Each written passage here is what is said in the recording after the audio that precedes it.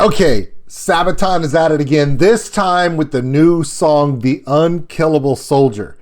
And unlike so many other Sabaton songs that I've reacted to, this time I may actually know real information about the person they're talking about.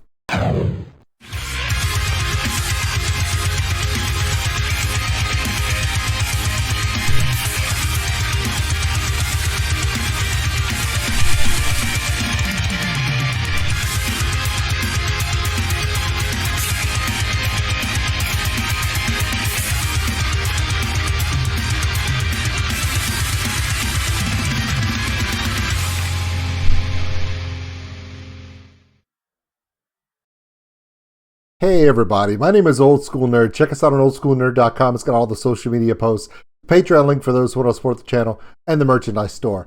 Unlike a lot of songs lately that Sabaton has put out, this is actually a story that I have heard of. And I did read his memoir. I did read a little bit of the history about this guy previously before Sabaton ever made a song about him. This is the story of the Unkillable Soldier, otherwise known as Adrian Carton de Werf. De Wert.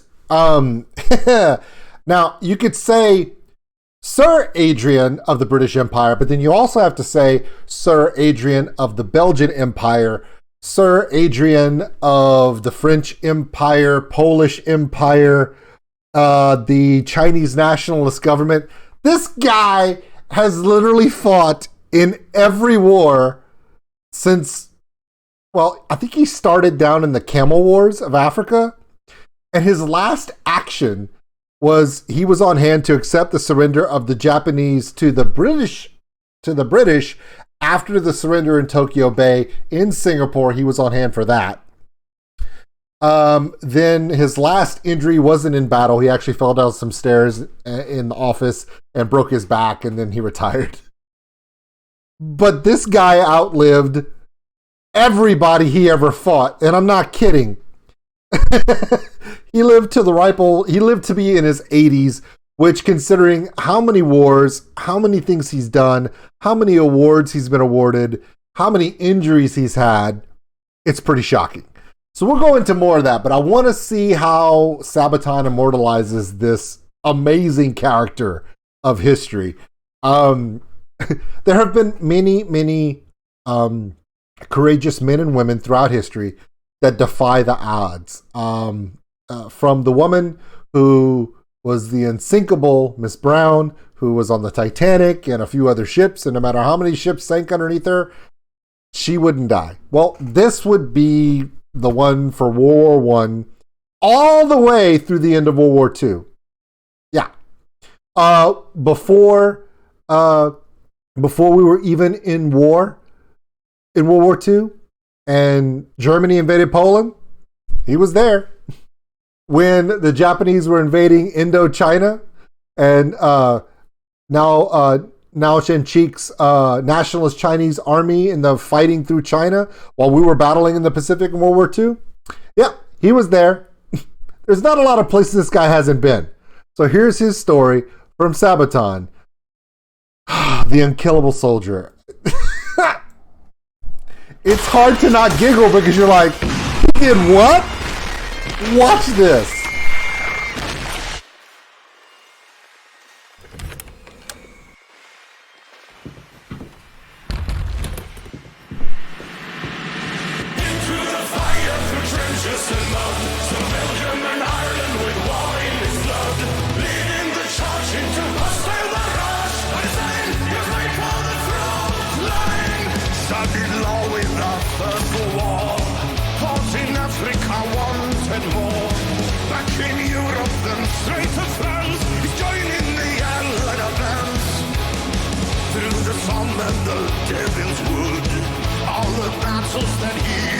This is kind of interesting because Sabaton is playing the role of the German army, and I don't know if they realize they're going up against the wrong guy. Just pointing this out. Also in the video, I think I have to look back and see what it said on the paper when he looks at it, and it says that England declares war. I don't know if it says it. Yeah, see, here's the interesting thing. It says 19, is that 44? I hope not. But this is August 4th. Confirms previous reports states Germans declare war against England. Okay, even if this was in 1914, back in World War One, he was involved in British campaigns before this, in the Camel Wars in Africa, where he actually got his first wound, by the way. So he was actually involved in the British Imperial military before this. But every time, and this is not a joke, every time wars would end, he'd go back to being who he was. And then the second he found out that the British Empire was at war again, this dude would run to the sounds of the guns. It was ridiculous. So they start off after, by the way, he's actually Belgian. He's not British. He was born in Belgium. His father was a Belgian lawyer. And he was actually from a family of aristocracy. In fact, he's referred to as the last knight of Europe. Because back then, Belgium still had a king. Before World War I, Belgium still had a king.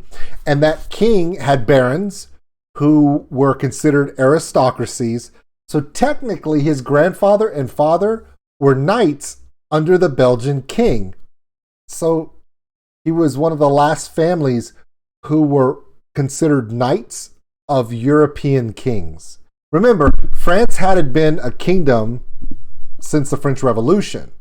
And I think really the only ones that were left were Kaiser Wilhelm's Germany, the King Albert of Belgium, and of course Denmark, and there were a few, the Austrian king. But after World War One, that all went away. Well, before World War One, his father's father was a knight under the Belgian king. Now, aristocracy, not in military sense, but from his lineage, his family were still considered knights of Europe. So in his blood, there was a sense of duty to the king. But for some reason, it was something about the British Empire he could not let go. Literally not let go. Until he couldn't walk anymore. Then he had to let it go. But that's after World War II. Yeah, this dude was fighting from literally, I think 1903 he was in Africa, all the way to 1946 when he finally retired from military service. Yeah, he outlasted 2 world wars and numerous campaigns. This guy's ridiculous.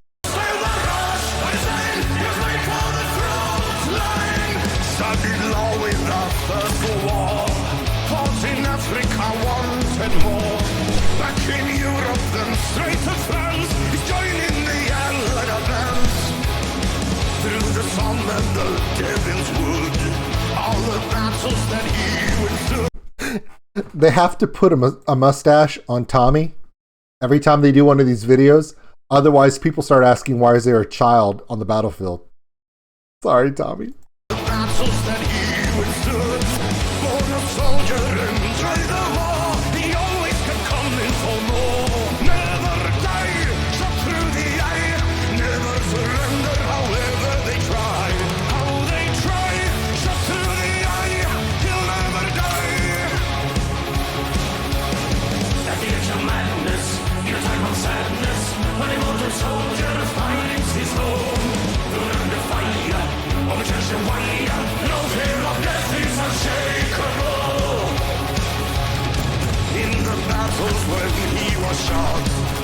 Fighting that never stops.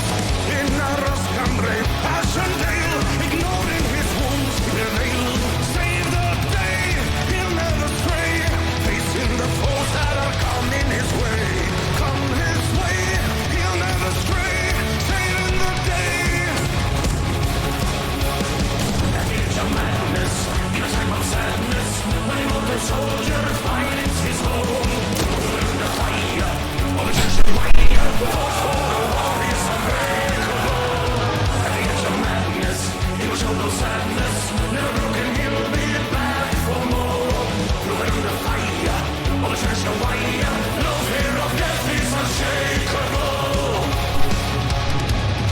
Yeah, because nurses in World War I looked just like that.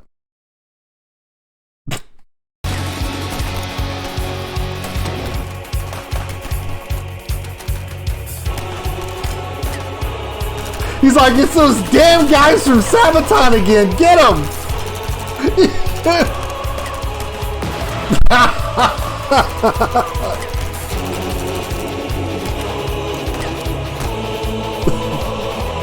And he's back.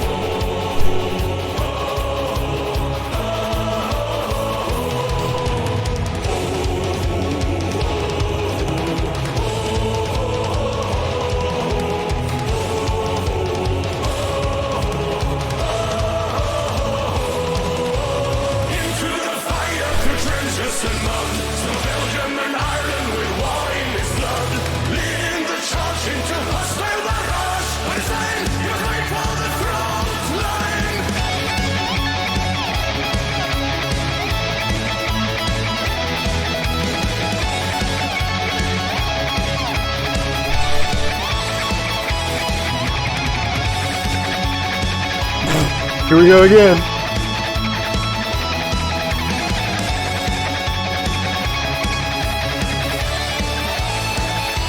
Okay, this guy would literally be the shittiest D&D player ever.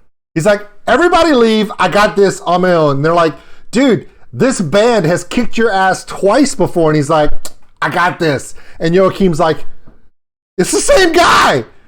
And yeah.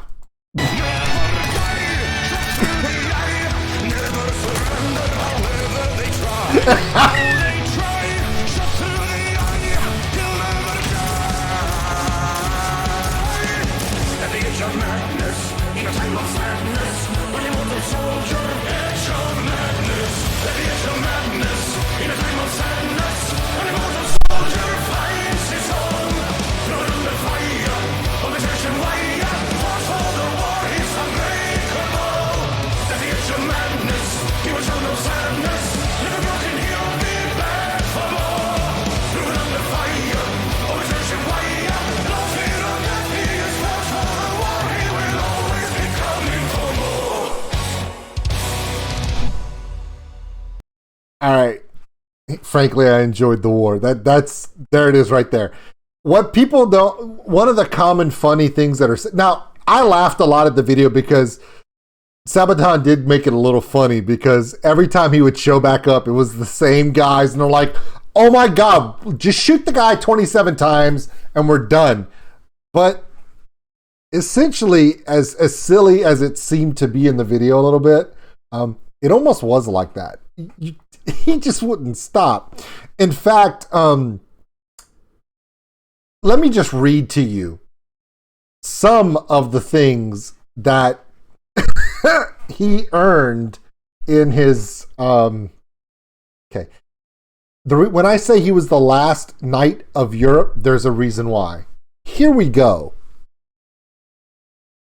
The French Legion of Honor, the French Croix de Guerre. Now, the Croix de Guerre is the closest that the French gave to being knights. It was an order of the Croix de Guerre.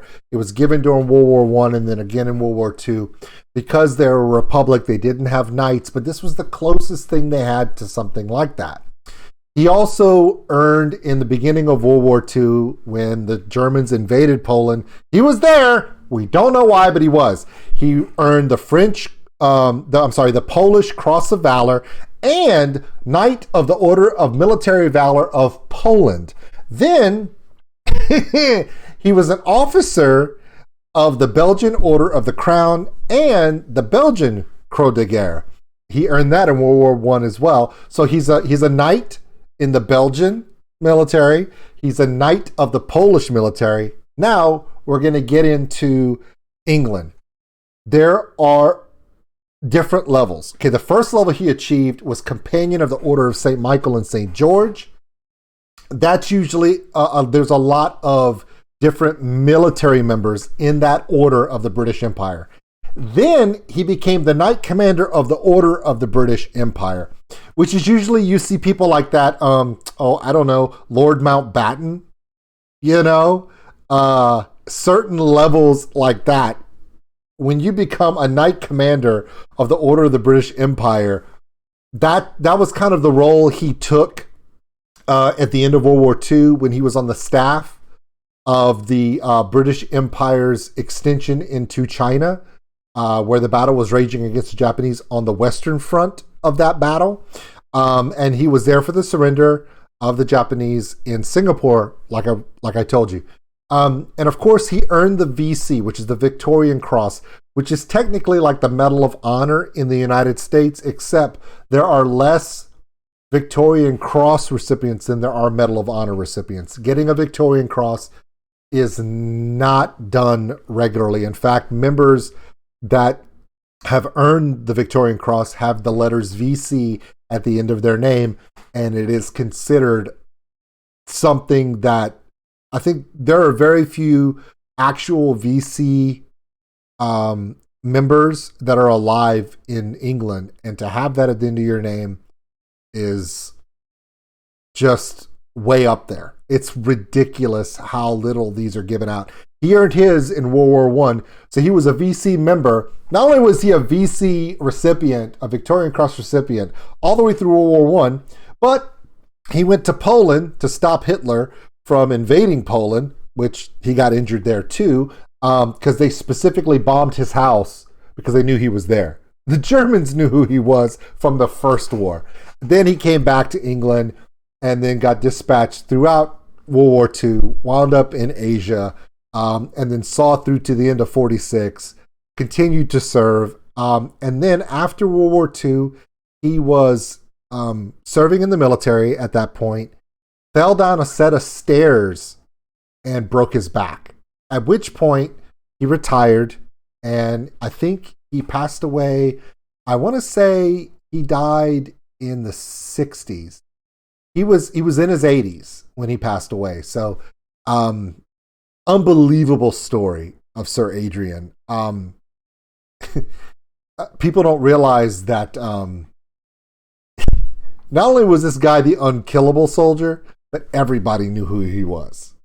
I mean, you could talk about Sergeant York, who, of course, we know is the 82nd all the way, and the story that SABATON did of him, which we have movies and stuff here in the United States about.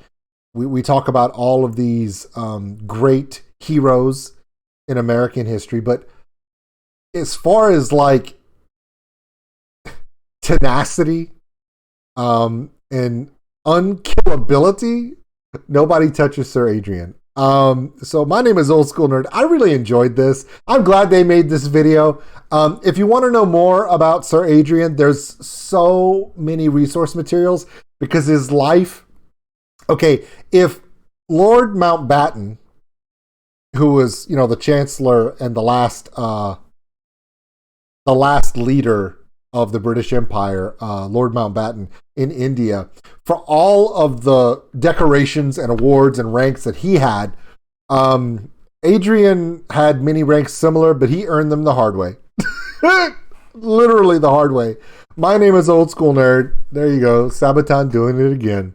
We'll see you guys on the next one. If you have information or have links or you have some resource material where you're saying like, this is a good article or this is a good book, there's a movie about this, or there's more resources about Sir Adrian, go ahead and list them in the comments below. We can't stop talking about this guy because SABATON had to make a song that was 4 minutes and 30 seconds long.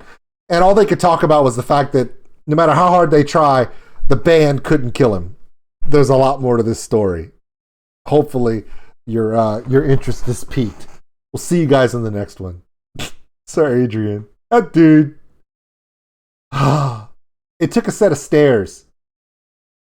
Yeah, because tanks, airplanes, bombs, guns. No. A set of stairs were the only thing that could stop him. That's irony.